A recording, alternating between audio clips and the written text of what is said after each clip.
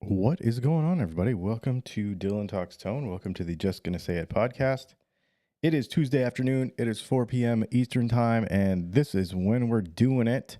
We are going to talk about guitar setup today because I don't know if it's just me or if I'm not sure. I don't know why it's so hard to have a conversation about guitar setup, but we're going to talk about it. So if you have questions about guitar setup, you watched yesterday's video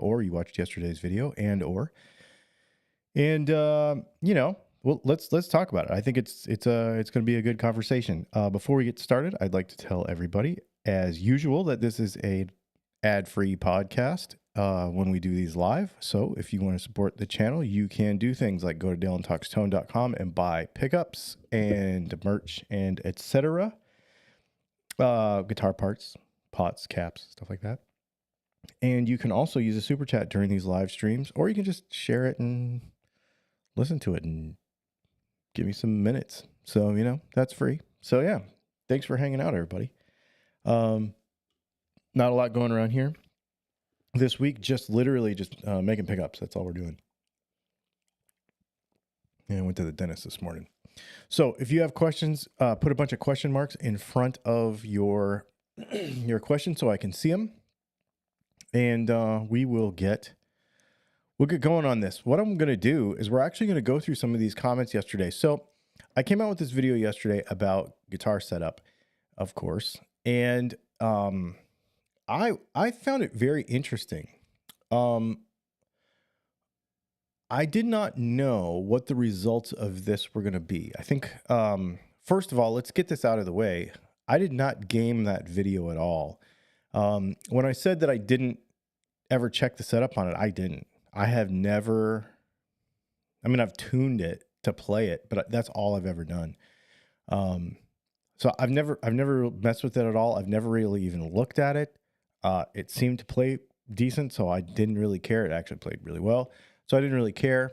But I thought, for the sake of understanding the method and for the sake of really getting to the bottom of some myths that people don't seem to think are true, according to the comment section, then I wanted to do that. I wanted to just take my most expensive electric guitar, I think it is,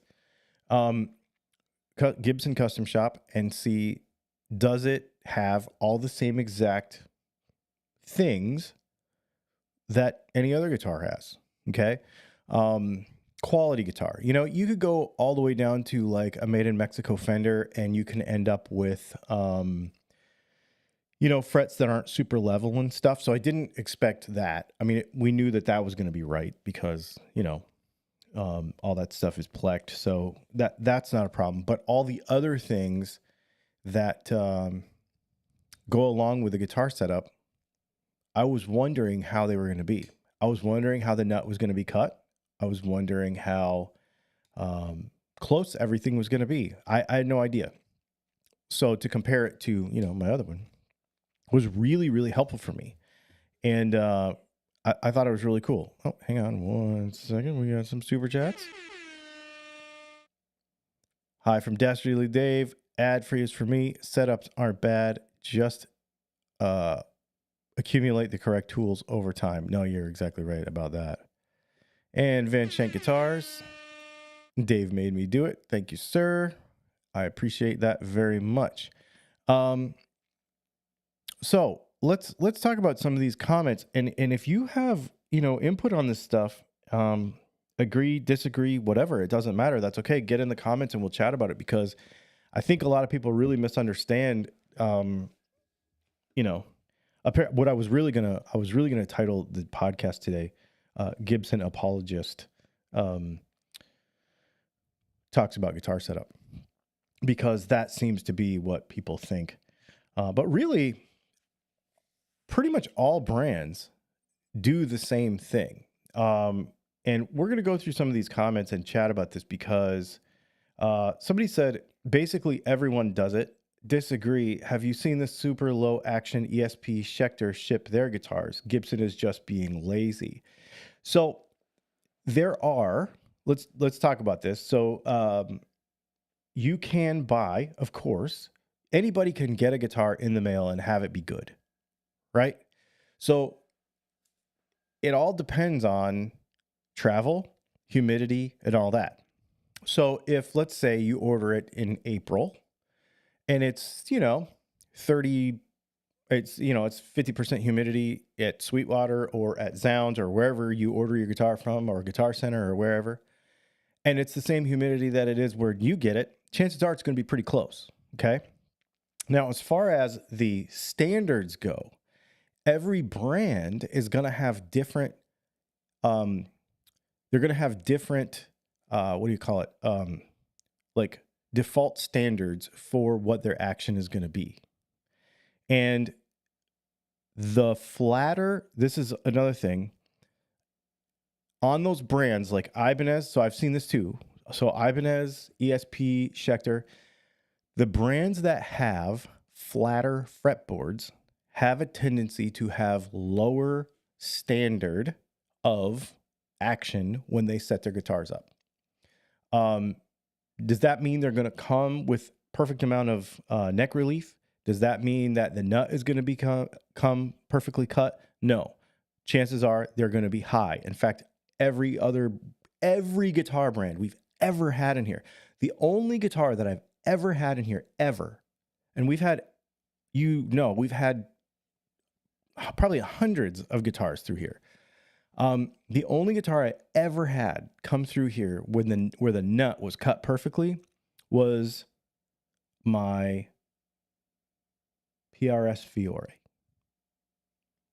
That's the only one. Every other guitar from every other brand has never been cut perfectly to the standards that I want it to be cut. Now, have some guitars come through the mail and had perfect string height or perfect neck relief? Absolutely, because that has a lot to do with, like I said, travel time and how much overtime and stuff.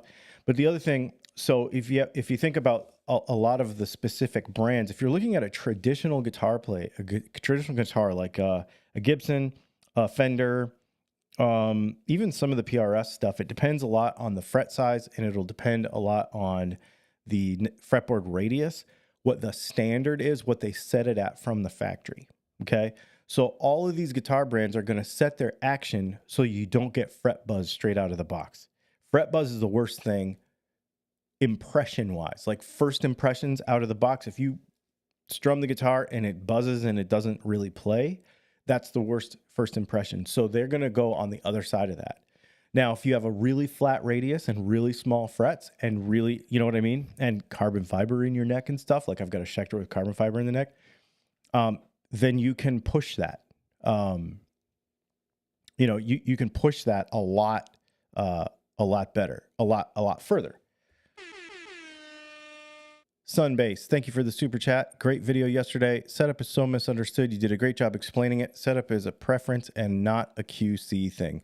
No, it's really true. Now, you could, as a guitar player, disagree with the manufacturer's specifications for how they set their guitars up when they send them from the factory. But that's not laziness. That's just their standards. Okay. And some stuff's going to play better and worse depending on the style of the guitar, like we talked about. Some of them are super sporty and some of them are kind of old fashioned. When you watch a car review, and you watch a car review, you don't compare, like a lot of people will say, okay, I'm going to compare, what's a really expensive, okay, a Lexus GX 460 or whatever the new GX is. Okay. They'll compare that to a Mercedes, one of their like sport utility wagons. You can't compare those apples to apples in ride. Why? Because one is sort of old fashioned with the truck on the body on frame construction versus a unibody. It's different. It's going to feel different when it goes over bumps. So does that mean that they did it wrong? Does that mean that they're lazy? Does that mean that, oh, we're too lazy to update our design? No, it's just a different design ethos that takes them two different directions for two different audiences of guitar player or driver. And it's the same thing with guitars. So you have the super low action, the super flat fretboard, a completely different ethos of guitar building versus something that's more traditional where you have to have more room for error and for movement, you know? So it's just kind of one of those things. Yeah, it's an interesting conversation to have. Let's see. I paid $250 for a setup on a guitar before knowing what was all involved. Now I'm learning to do it myself. That's awesome, man. I'm going to make a lot of enemies with this statement. I dislike the sound of standard tellies. Yeah, I get it. Some people don't like them. I love them, but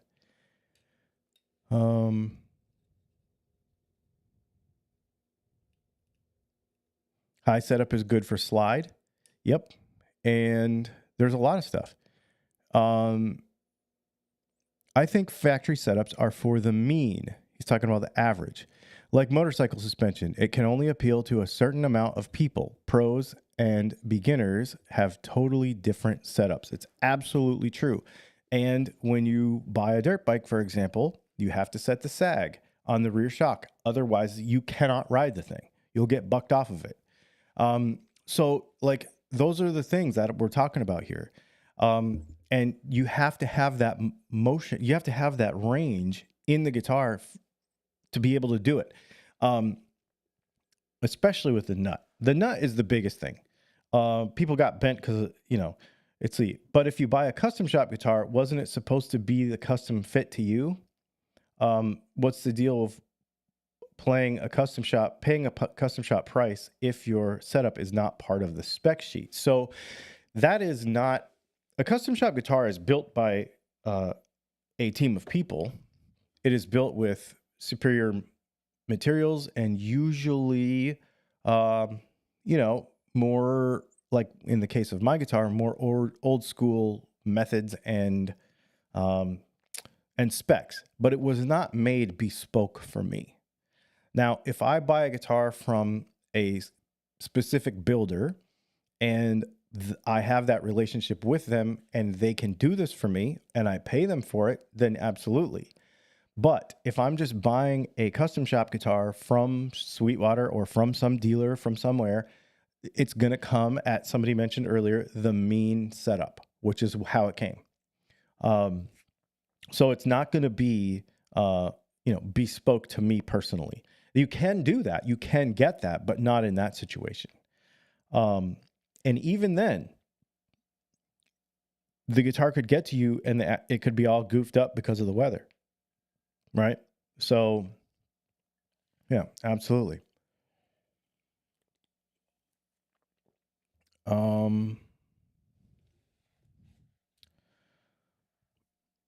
Let's see here.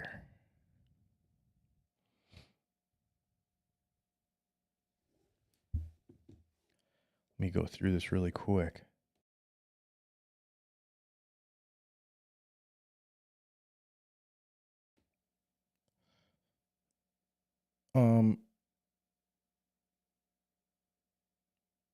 People are talking about,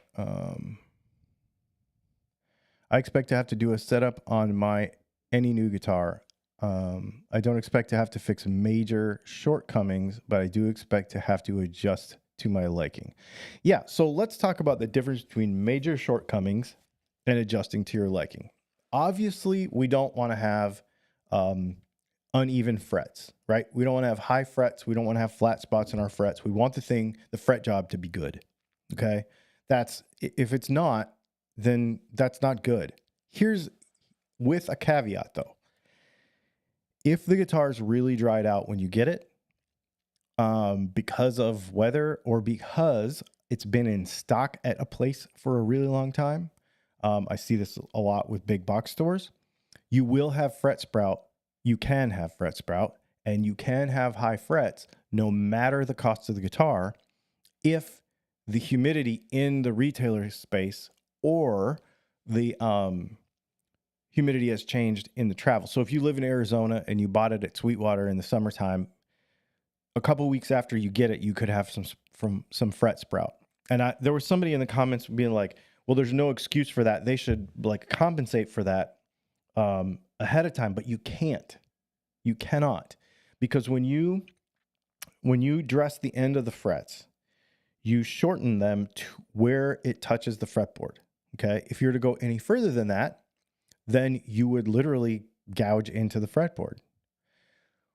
Then the neck shrinks because it dries out and they stick out further. If you're going to live in Arizona for the rest of your life or for the foreseeable future and you dress the end of your frets once you have some fret sprout, chances are you'll never have to worry about it again and it'll be totally fine. But this is not a bad quality of guitar. It is a result of environment. Fret sprout on most production guitars, unless it's a really cheap piece of junk from you know where, and you can dress them better and worse. Okay, so like a really inexpensive guitar. What did we have in here last week? What did we do that on? I don't remember what guitar that was. Where it had some fret sprout on it, and it wasn't even fret sprout. It was just what guitar was that? I don't even remember now. Oh, it was a Squier bass. Okay, so on really inexpensive guitars, they don't do really any hand finishing on the ends of the frets. So what they'll do is they'll use their end nipper, and they actually have some automated ones that do this. And so you can actually kind of see when you cut metal with a pliers, more or less. So like, let's say you take you could do this with anything. Take a piece of wire, right? And you just cut it with a set of side cutters. Look at the very end. It'll have like a little squished part with a little piece that looks like a saw blade. It'll have a burr on the end of it, right? You have to deburr that. On inexpensive guitars, they don't take the time to do it. So you will have that even on inexpensive guitars, even if everything is good. So it will need to be done probably one way or the other. It depends though. Sometimes, I mean, I've seen some inexpensive guitars that are fine. It just depends how they do it.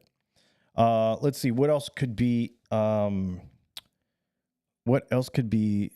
actual shortcomings when it comes to playing? You could have I basically consider anything that is within the adjustability of the guitar. So if you get the guitar and there's no if the intonation is off, if the action is too high, within reason, like what you can do is you can research the brand. So for example, Fender is 2mm string height. That's really freaking high. And they usually put their nuts at about 30 thousandths, which to me is way too high. It'll play okay and it'll sound okay, but that's how it comes from the factory. So you get your guitar and you're like, this is way too high. And then if the neck moves, now you have really high action and your intonation is all off and everything. But when you set the neck relief properly, you'll notice that it'll probably be within factory specs, which is still, in my opinion, way too high. But it's not a shortcoming of the guitar. If it's within the adjustment range of the guitar for the weather and stuff, it's not really a shortcoming of the guitar itself. It's just not. If you have the only thing that you could really blame on somebody, I've seen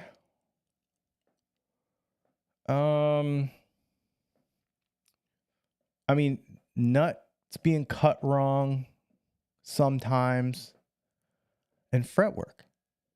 Everything else is within the adjustment of the guitar.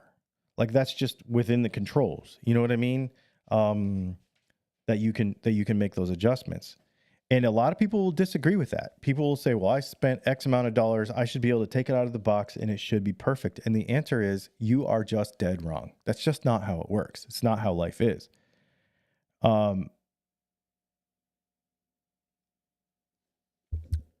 let's see.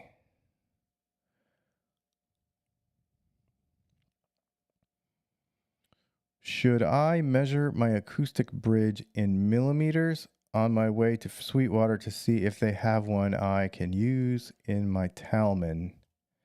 Should I also replace the nut? It seems okay, just aged 20 years. Okay, so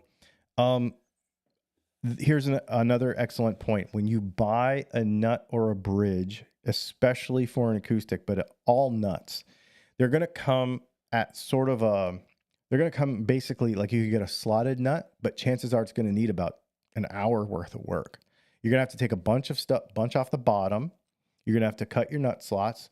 They don't know what gauge of string you're going to use. So when you buy off the shelf saddles and nuts, you almost kind of have to start from scratch. When you buy a acoustic saddle, it will invariably need to be sanded on the bottom. Pretty much every acoustic guitar will come with the string height too high.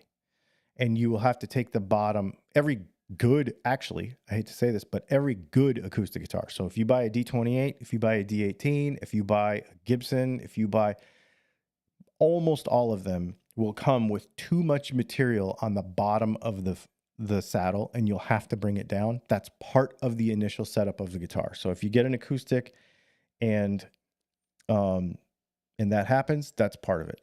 That's like part of your initial setup as a buyer. So you will need to do some work to that. You're not going to find, chances are, and this could have, anything could be possible. Anything could accidentally happen. Anything could be a confluence of circumstances that come together, and you just buy the thing and you get it and it's perfect. But it probably won't be.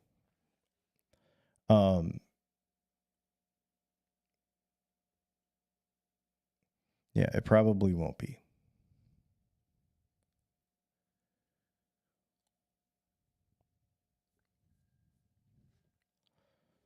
Let's see. I like the StewMac nut files because they have lifetime warranties, and I like the little backer things that they have. You don't have to. Oh, so here's a tip too.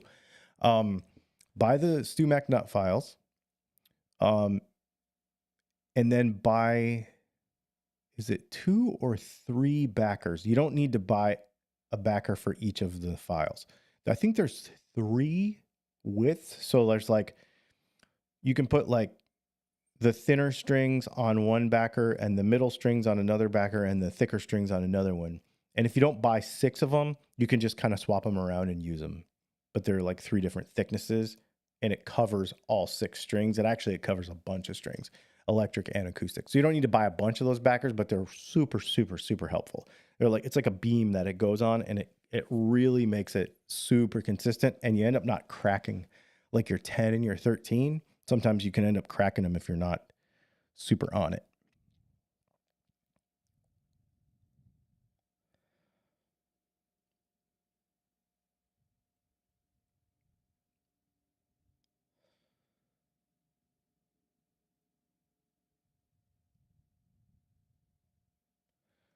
Let's see. All right.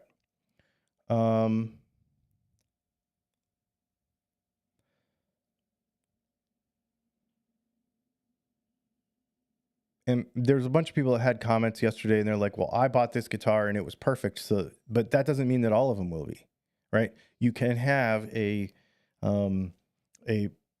I said, a confluence of circumstances where you get the guitar and it's perfect. But I could order the same guitar and be in a different climate and it not be. So,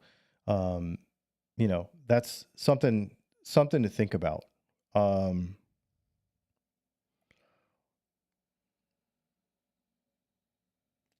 But the biggest thing you're going to find on this stuff is you're going to find a nut that's going to be a little too high or a lot too high, depending on the brand. And you're going to find that your neck relief is probably going to be moved around. So now sometimes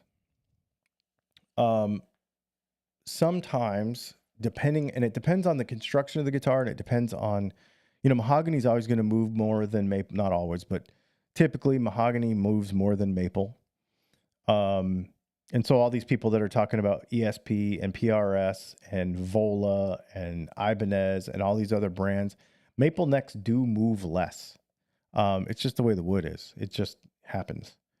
So, you know, it depends on the brand, right? It depends on the construction of the guitar, the materials that are used. But mahogany is always going to move a little bit more. It's just the nature of the wood itself.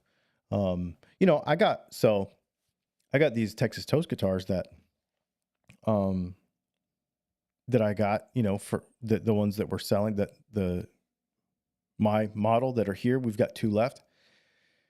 And when I got them back from California, they wouldn't play. They were completely flat. Like buzzy, wouldn't work. And so I had to adjust the truss rods on them. I mean, I don't blame Chris, because when we were in California, I know he set them up. And then I got them here and they were kind of buzzy.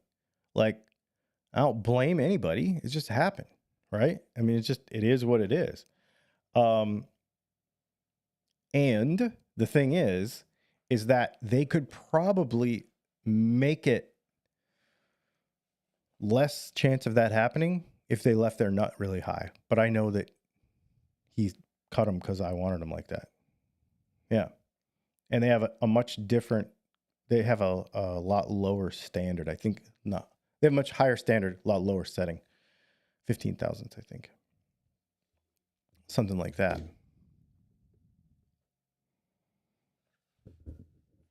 So, okay, and we're talking about how much people are in the comments now, just talking about how much guitars move. And you'll also see this, you're right, and you'll also see this reflected in how much you have to move the guitar through the year. So if you have a very humid summer and a very dry winter, or if you use forced air in your house and you know, like that, and your humidity moves around a bunch, you might find that you'll have to move that guitar around more. I don't really have to move stuff that much because we have air conditioning in the summer and we have forced air heat in the winter, and our humidity stays relatively within range. It's not perfect, but it stays, you know, it doesn't go like tropics to Arizona or anything. So I don't typically have to worry about it that much. It just depends on but depending on the guitar, there are some, you know, things you might have to do. 0 frets, avoid nut height problems. Not really. Not really. I don't like them because you can't adjust them, because you can't do anything with them at that point. Yeah, there's no, let's see. Have you ever done a video on the tools you recommend for working on your own guitar, for changing strings, doing setups, and adjusting intonation? Yeah, I have done tons of those. I can do another one though. I like talking about that stuff. In fact, if you go down in the description, our Amazon store has links to most of that stuff. Most of that stuff.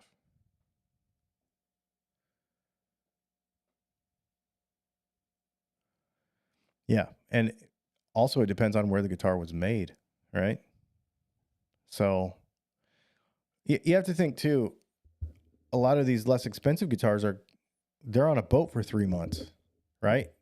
You know, some of them, Reverend, and I think PRS too, I think they take them out of the box and they check them and stuff.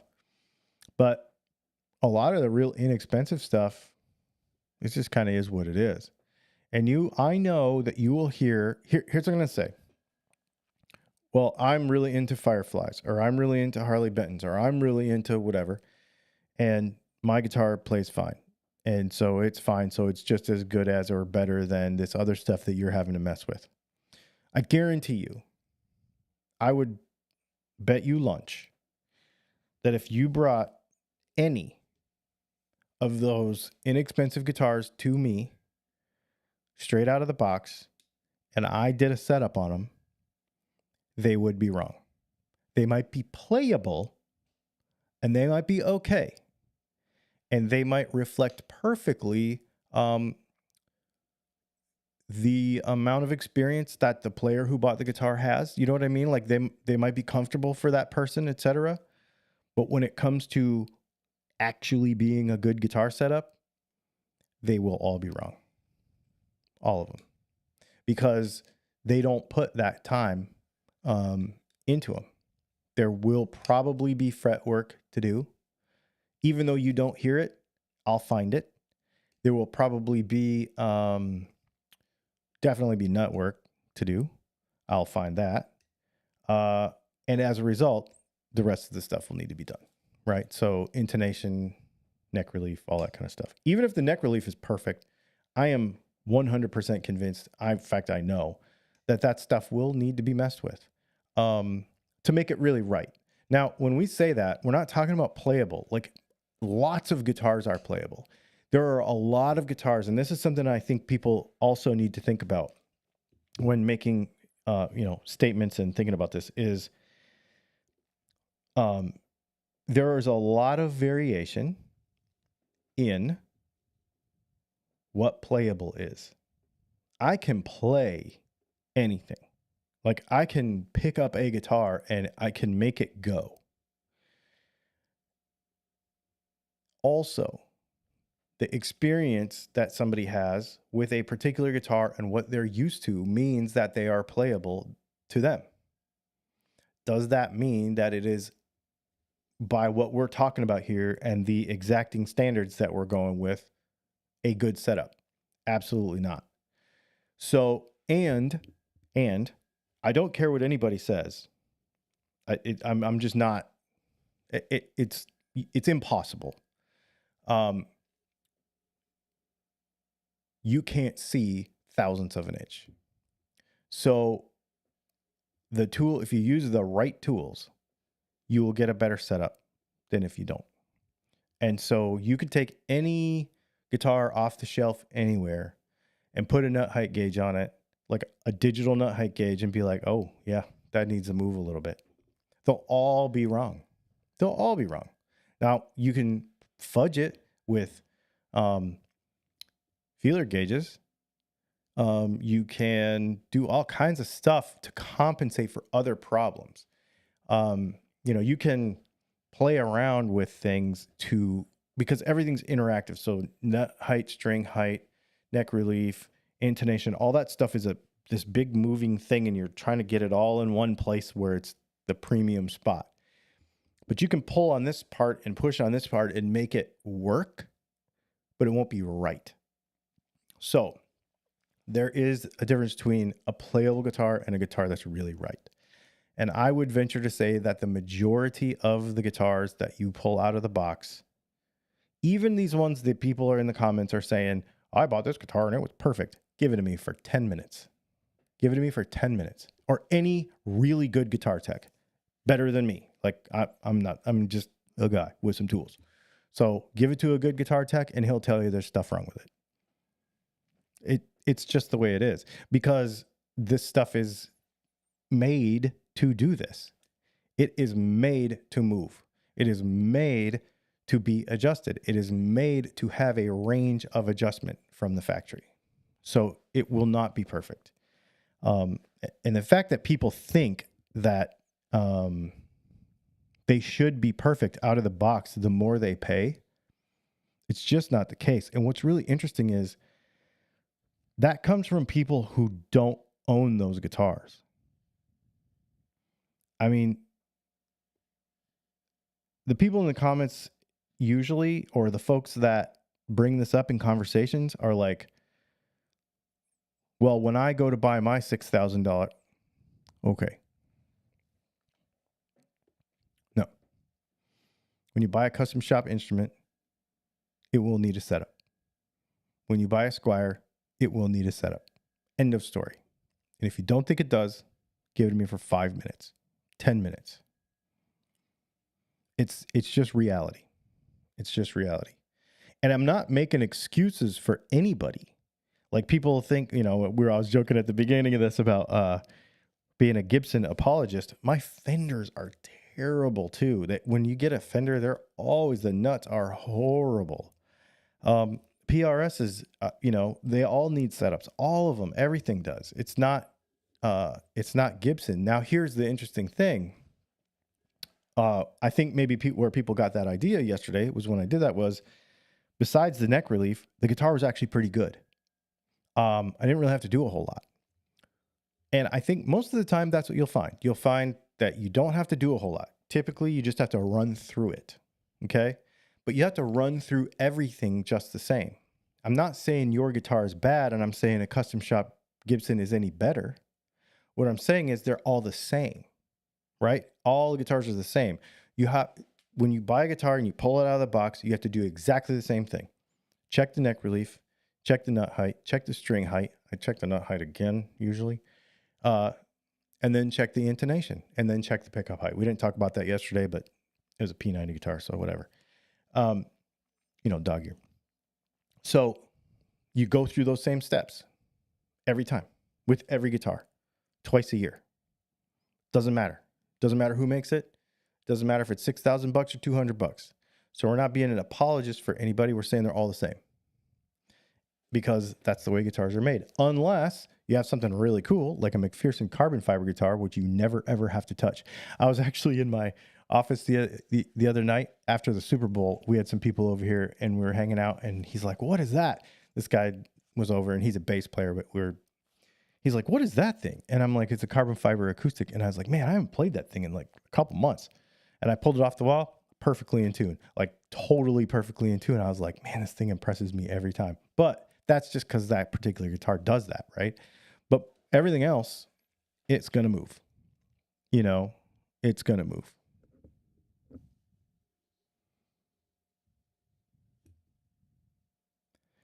Yep. Let's see.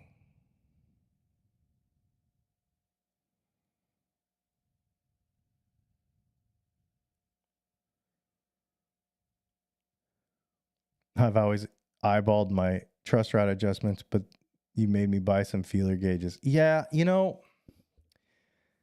it makes a difference. Measuring with the right tools makes a big difference, because you can be, okay, so let's talk about this with the nut thing, because everybody gets on me for this nut height gauge, because it's like $100. But if you have more than one guitar, you should buy one. Link in the description. You should buy one. It's so fast. It makes everything so much faster, and it makes everything so much more accurate. You can feel 5/1000ths of an inch in a nut, but you can't see it. So if you look, you can see it if there's a reference, sort of. Because I say sort of because each of the strings are a different diameter, and it kind of messes with your eyes. So sometimes some people who can actually see, and the demographic of guitar players, as we know, is a lot older, and we know they can't see. But you can't see 5/1000ths of an inch, but you can measure it. But you can definitely feel it. So if you're like, let's say your B string is 5/1000ths too high, more than your E and your G, you'll feel that, right? But you can't see it. And so when you do a feeler gauge, it's not always accurate, because you'll push up on it. There's going to be a bunch of old dudes who've done this a million years who say they can do it better, but I know you can't. I would challenge anybody. Like, that's another thing I want to do. I want to do a video where we have two people. Like, I don't know how you would do it, because you couldn't set up the same guitar.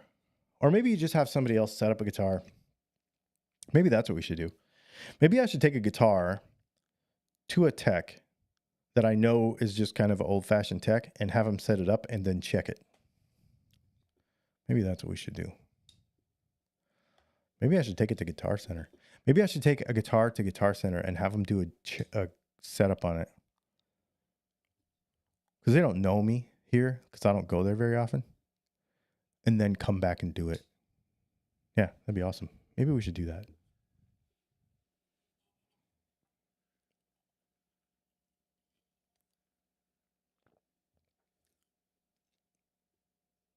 You can always shave a bit off the nut, but you can't really add it if it's too low. And I guess that's exactly what I'm saying. You know, that's why all of this stuff is got tolerance built in, because you can't put it back. You'd be much more upset if you got a Gibson or a Fender or any guitar, actually. You got any guitar home out of the box and you fretted your A chord and it was all buzzy because the nut was too low. Because it would be absolutely unplayable, and then you would not be able to play it that day. You would have to wait. You would have to order a nut. You would have to do something, right? If it's a little too high, that's not the situation. The situation is it's playable. It might not be perfect, but it's playable. And for most people, they might not ever even know. But if it's a little too low, they're going to know immediately and they're going to hate that thing. So to me, a nut that's too low is definitely a manufacturer problem. A nut that's too high is a setup thing, right? So yeah, it's kind of a bass-backwards way to think about it, but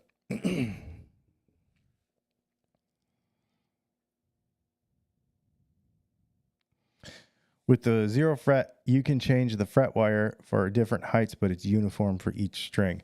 Yeah, but A, not a normal person can't do it usually, and B, I don't want that. I don't want uniform heights for each string. Not always, not on every guitar. It depends on the gauge of string. It depends on the scale length. It depends on the size of the frets. It depends on a bunch of stuff. I don't necessarily want my nut height to be 100% the same all the way across, because I don't always want my string height at the 12th fret to always be the same across either. So to me, that's a moot point. I don't want that. You might want that, and that might be totally fine, but I don't want that.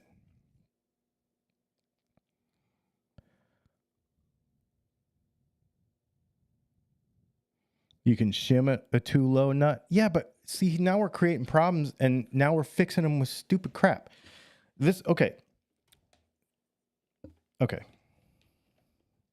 This is a bit of a soapbox thing for me, but we're going to talk about it. This is going to be my just going to say it moment, okay? For this week. Why do you play guitar?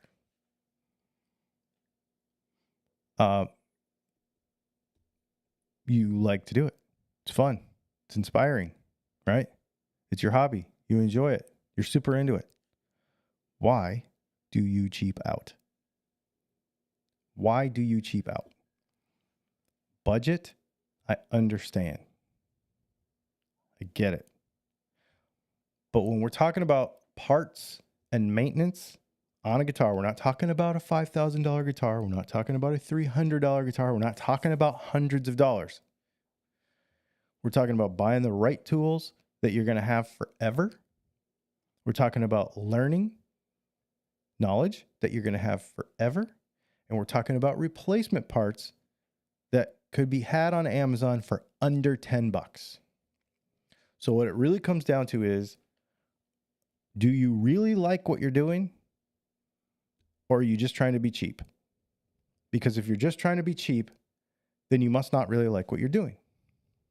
I don't know anybody that loves their hobby and really enjoys what they're doing and says, I'm going to find the cheapest way to get through this. No, I want to enjoy my time doing what I'm doing. I want to enjoy playing guitar. So do not take shortcuts. I mean, you can if you want, if you're that kind of person, I guess, but I don't understand that mentality. I would rather be like, you know what? I'm going to wait a couple days. I'm going to order a new nut on Amazon. It's going to cost like $6. It'll be here. I don't know how to do it. Okay. I guess I'll watch some videos. Like, you know what I mean? Invest in yourself, invest in your hobby, invest in your guitar, and then you will be happier for the long term. And you won't have to explain it to anybody. You won't have to, hey guys, we can practice, but I got this one string that's sort of buzzy. Like, it doesn't make sense. Just don't do it. Let's see. That crap drives me nuts.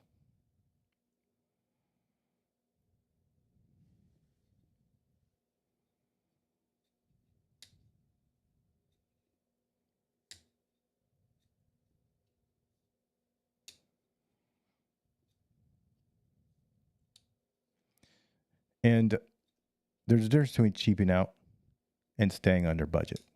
Okay? I get that. But patience is also a thing.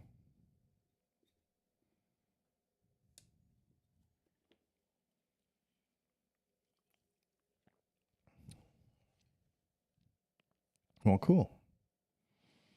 Yeah, this has been a good little chat. I think, yeah, you should get some tools, learn how to do your own setups, then you never have to pay anybody, which is pretty cool.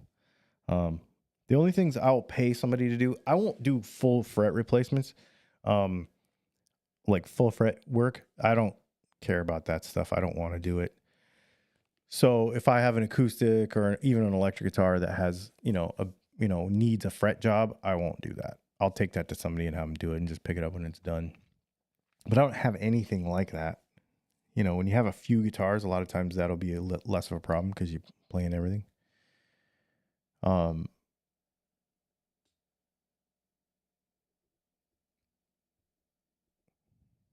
Frugal and cheap are two separate things. Exactly.